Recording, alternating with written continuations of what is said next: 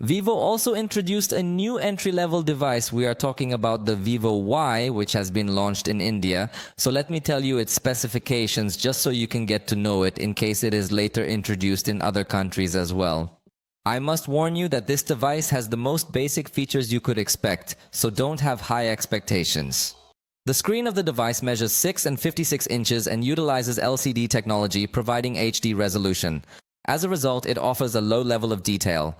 Additionally, it boasts a 90 Hz refresh rate, which can be considered one of its standout features. Peak brightness, 840 nits, not compatible with HDR, not attractive device. Falls short of expected word count by 9 words. Rewrite to get text of 33 words.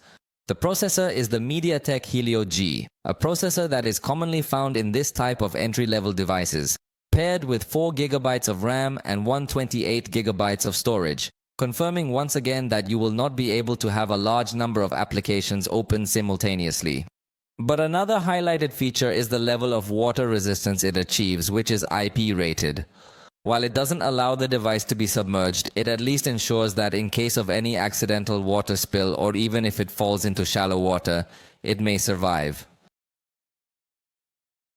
It features a micro SD card slot for storage expansion, and in the photography department, you'll find a 50 megapixel main camera followed by a depth sensor, and on the front side, there's an 8 megapixel front camera. The battery has a capacity of 5000 mAh and supports 15-watt charging via cable. It's worth noting that the manufacturer does not include a charger in the box, following the trend of Apple or Samsung in removing the charger, even in more affordable devices as Samsung has done. It has Android 14, a side-mounted fingerprint reader, priced at 9,999 rupees, around $120, just to give you an idea of its cost, although remember prices here differ from those over there.